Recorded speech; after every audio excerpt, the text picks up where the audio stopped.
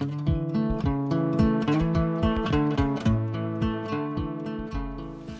guys, welcome back to Nature's Cadence Farm.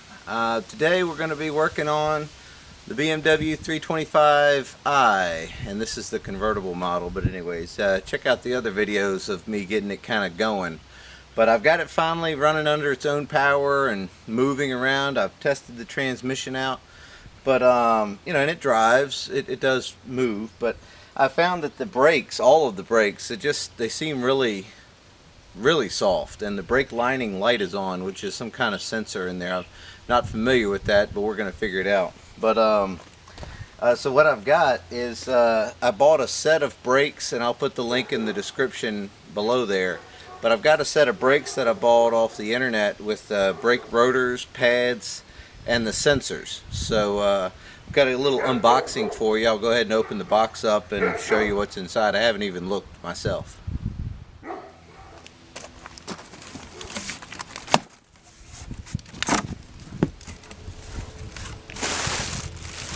Looks like we've got some air package stuff. Don't need that. Here's looks like maybe a couple of sensors. One's that style and one is that style. I really don't know. Looks like here's a set of brake pads. They're nice and small. Maybe the back. Let's see what we got. Oh no, that's probably the back. They're even smaller. So that's what I got, and these are probably the rotors.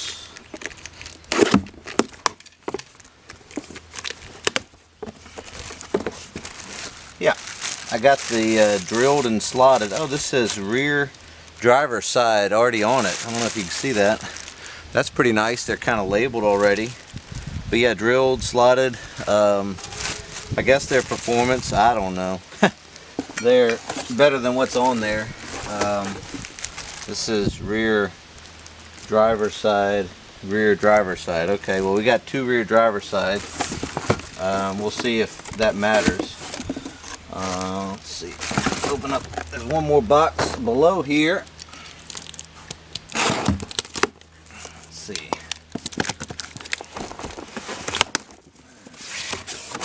Okay, these are probably the front passenger side. Yeah, drilled and slotted, looking good, whatever that means. And then front driver side. Okay, well, yeah, so we got a passenger side and a driver side front, and then looks like we've got, yeah, so are they opposite? Yeah. Okay, well, we'll stick them on there and try them out. Whatever, they're just brakes. If they don't stop it, something else will. Alright, well, let's get this tire off of here and get started. Got a 17mm socket on my impact. Let's see how that does. That fit really nice. Wow. They're on there. Let's put it on 3. Wow. That's really on there.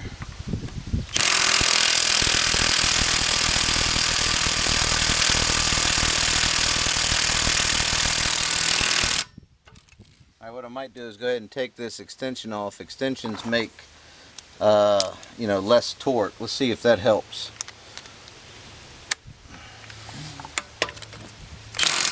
Oh yeah, that made a huge difference. So there's a little tip for you.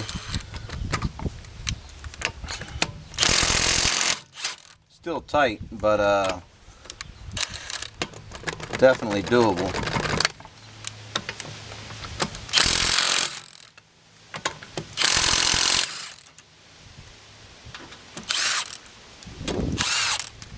These are actually kind of studs. You know, you just never know what you're going to get into with these things. I've never worked on a BMW before, but you know, hey, whatever, right? Okay, so here we go with the tire off, looking good, and looks like here's that that little sensor thing here. Yeah, I guess it's to let you know your pads are getting pretty thin. Everything looks pretty straightforward. Got a caliper bracket. Probably have to take that off to get the rotor off. These rotors look in decent shape, but I'm going to go ahead and put new ones on there. I can see the pads are pretty worn out, so definitely. Oh, well, that might be why the brake lining light was on. There's a wire here that's just completely broken out of there. Maybe that was the problem. But either way, it's going to get a new sensor. So let's start getting this off, whatever that is. I'll tell you what, I'm going to go ahead and cut the wheel like I'm going to turn right so I can get to the back side of this caliper and everything really easy.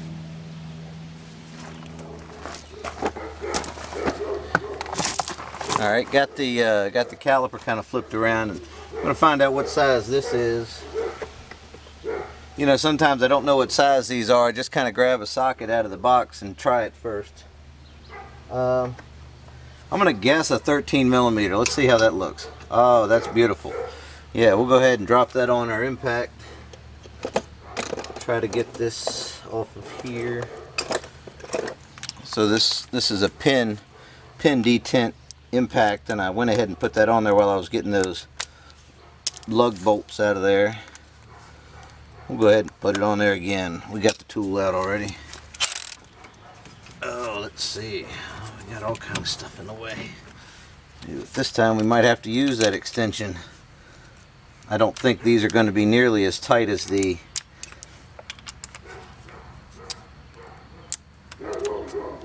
lug nuts or lug bolts were. Here we go. That fit on there nice. Oh, let's see here. We got something spinning. Maybe another nut there or something. Let's see.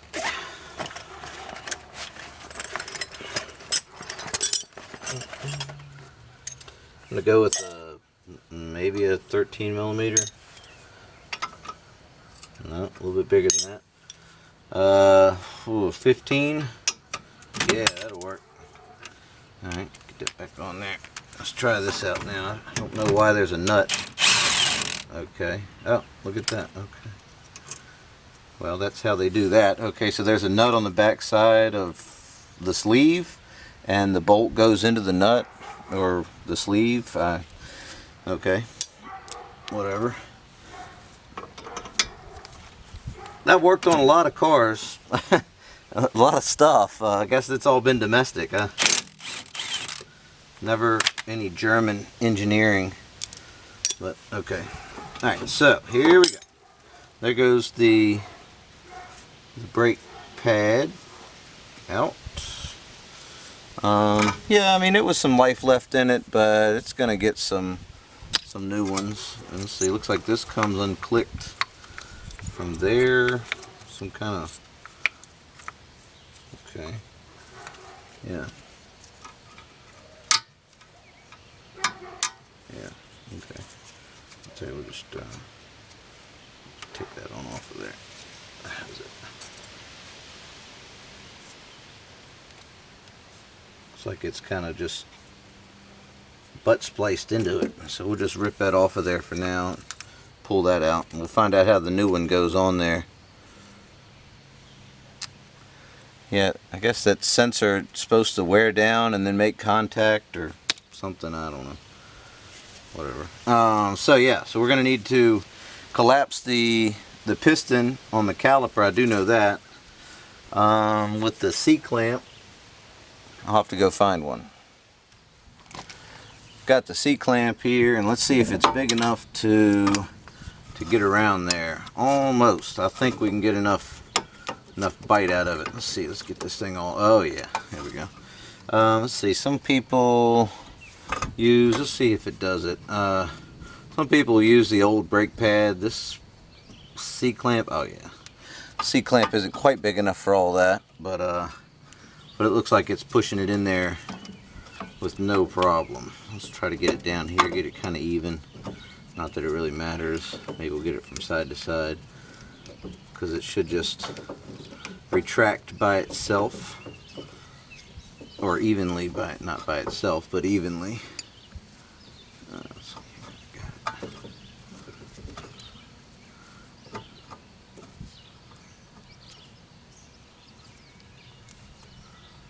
Looks like it's going on in fairly easy. Just take your time. You'll feel it kind of go in a little bit, and then there it goes. Yeah.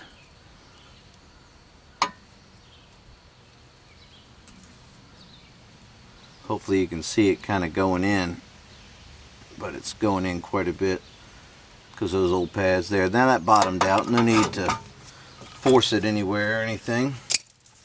Alright, let's slip that back there out of the way so it's not falling and flopping around. So I'm going to go ahead and pull off this cable tie that holds, hopefully there's a connector underneath of there.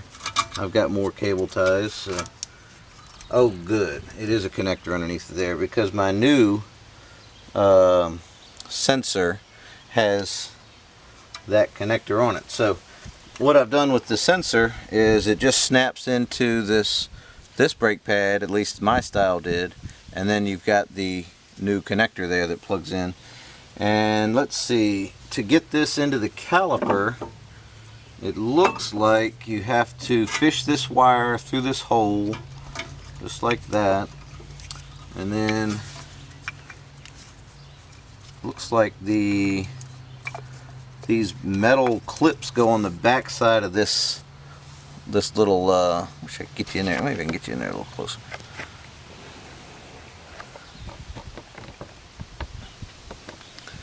So there's a little groove here on this caliper, and it looks like these metal clips go in there. So let's try just getting one in there, and then maybe using this screwdriver to fish the other one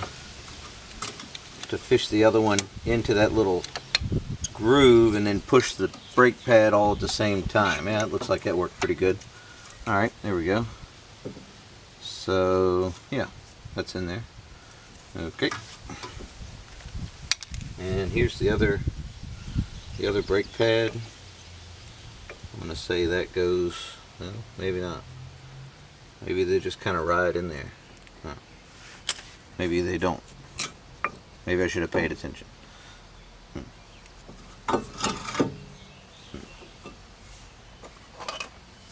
I'm going to say they don't. So I'll kind of bend it back out flat like it was. Stick it back in there. Sure. Yeah, we'll go with that. That's kind of wild. Okay, so yeah, we'll just leave that for later and put that away. Let's get this new rotor on here first so we can have something to hang that caliper on. So let's see, behind here there's a caliper bracket, and this caliper bracket has two bolts on it, and these bolts go into the spindle assembly there. Yep. And looks like we're going to need something a little bit larger than what we have been using. We've got a 19 millimeter. That looks like that fit. And let's punch that out. Put this in there. So going in reverse, lefty loosey. Alright, let's try it out. Oh yeah. Got it. Love that impact. So there goes the caliper bracket bolts. I'll just stick them in there temporarily. So it looks like we've got to beat this thing off of that hub or something.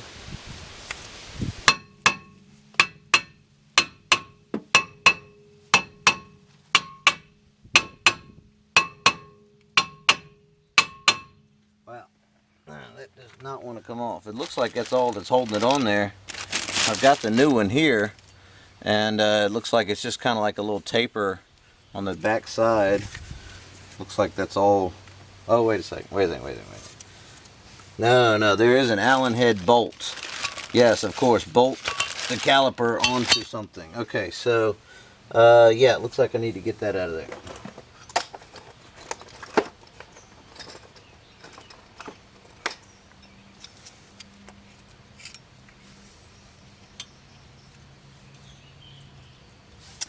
I bet that's metric, and I don't have any metric Allen wrenches right here. Let me go get some. I think they're in the truck.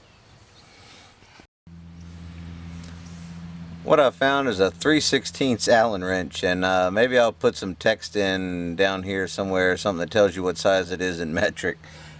I don't have very many metric Allen wrenches. I don't know why. I do. I just don't have them here with me. But either way, I'm going to use this as kind of a backup, and then I'm going to use a screwdriver slammed into the old rotor here. Oh, there it goes. It just popped right out. Oh, nice. Okay, well, that wasn't as difficult as I thought it was going to be. Yeah, that popped right out of there. Maybe somebody put some anti-seize or something on there. Maybe I will.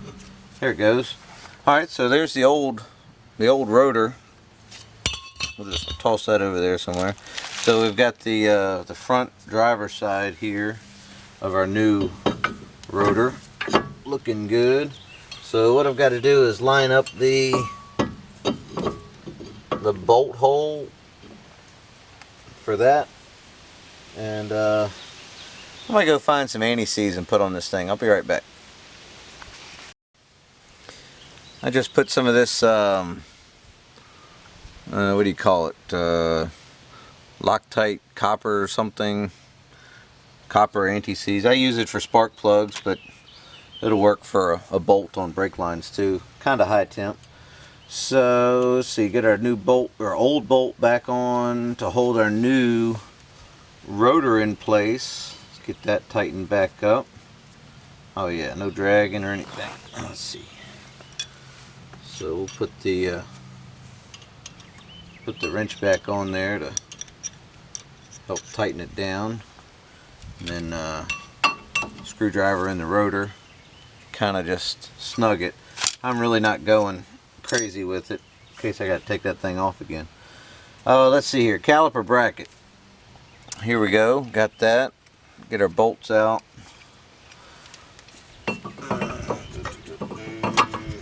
Slip that back in. The ears on the spindle go on the the outside, and then this bracket goes on the inside closest to the rotor, because those are threaded. And get it kind of lined up. Get the bolt started. Lined up. Get the bolt started. 19mm again. I'm not going to run them up at setting 3. I'll run them up at 2.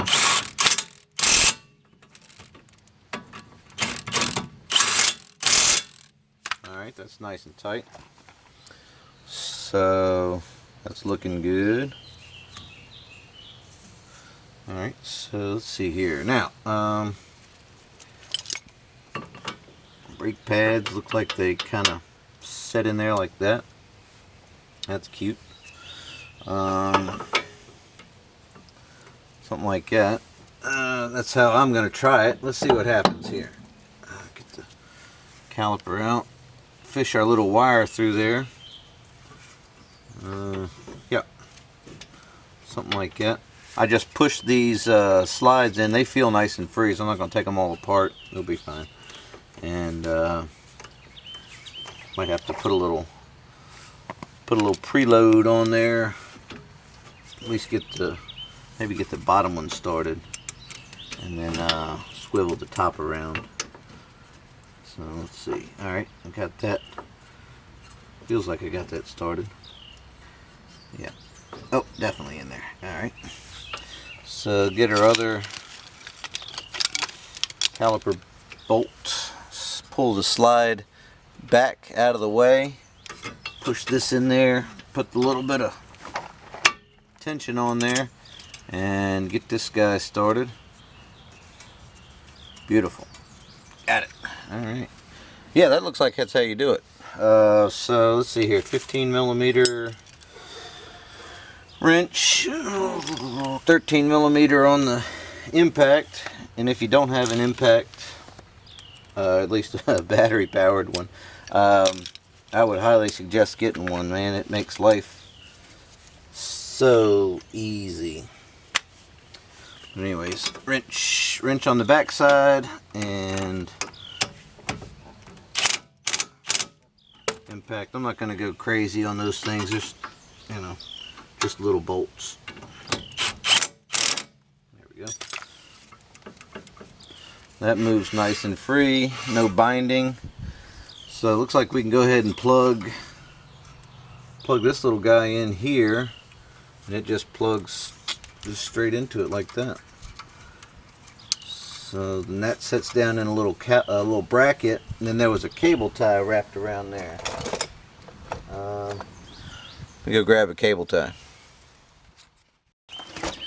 Got some trusty Thomas & Betts T&B UV resistant cable ties. I don't know if you need all this, but that's what I've got, and with a stainless steel barb in them.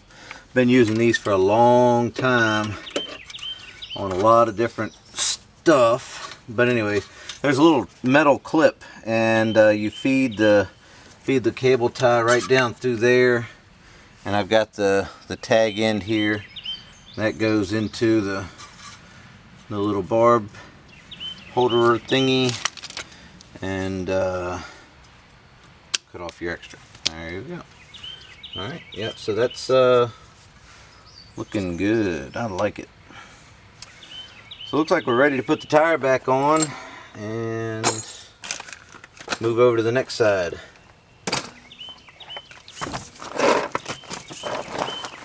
Okay. Let's see here.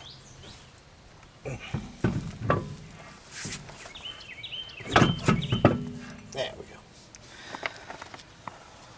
So get our lug bolts out, slide them in there, get them kind of started. Yeah, that's got it. I think I'll use the socket, since I don't have much room in there. I can use the socket to kind of help me get the bolts started. I like to start my lug nuts and lug bolts by hand. That way, if it's cross-threaded or anything, you don't have to fix more stuff while you're trying to put things back together. Let's see.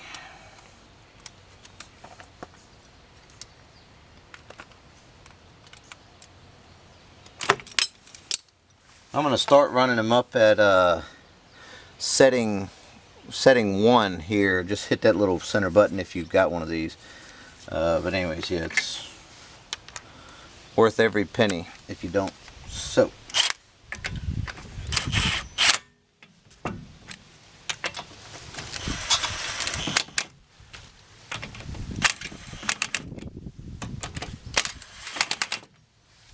alright, and probably finish them up at 2. I don't think they needed to be that tight, but anyways, here we go.